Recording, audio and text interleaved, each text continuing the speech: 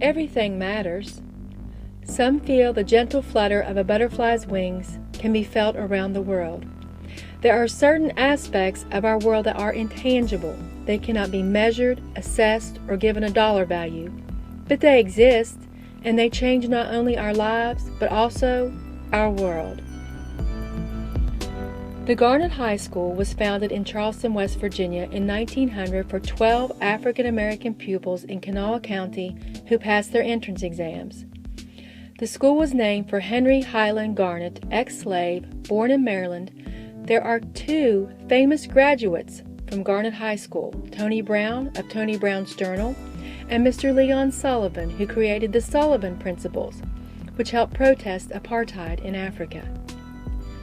The school was a very unassuming building, really, but you soon realize it is a very special place.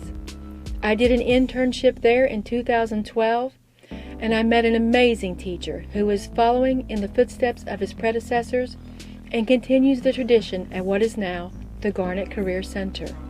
He teaches English as a second language to adult students in a community-based program. I will never forget meeting Mr. Sean Wolf. As I met students and listened to their stories, amazing stories about people living in tents in refugee camps with snow coming down, bullets flying, and bombs dropping as if it was a normal day, a normal conversation. These students show up every day voluntarily to learn a language and become part of a community, to live in safety.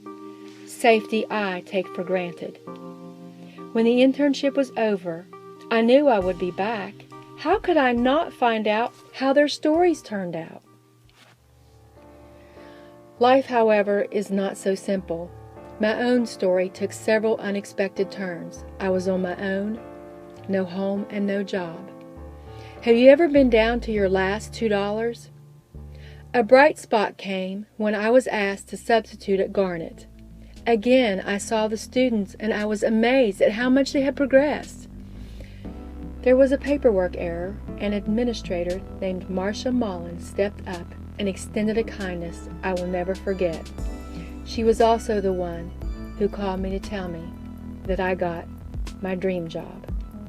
Stepping into teaching full-time and a demanding curriculum was daunting. It was as if I had stepped off into the famous West Virginia Whitewater Rapids. My first winter I called the 3 W's: war, water, and winter. We had students who had fled their country due to war. Their stories were gut-wrenching. They were in a new culture, and they had no idea when or if they would ever go home. It was new for me. I was not familiar with their culture. It took time and effort to build relationships, trust, and ease fears.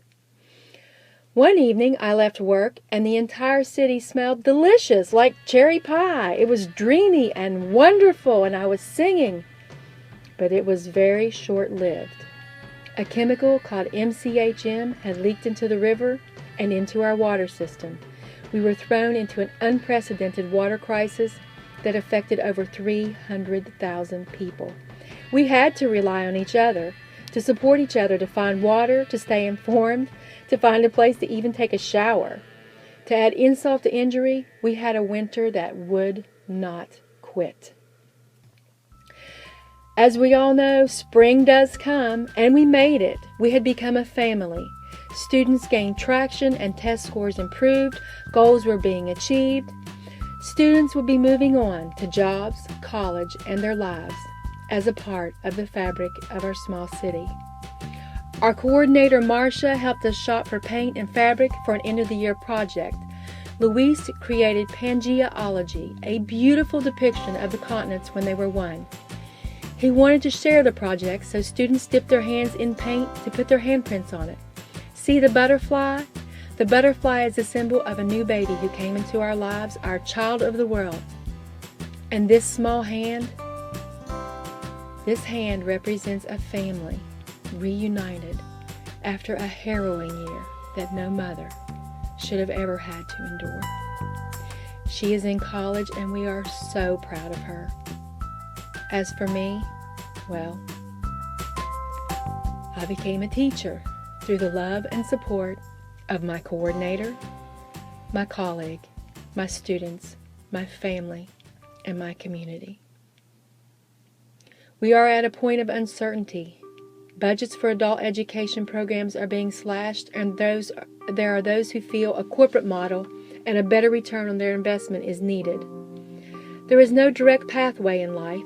To become a part of a community requires the support of a community. A community cannot be replaced by a corporation.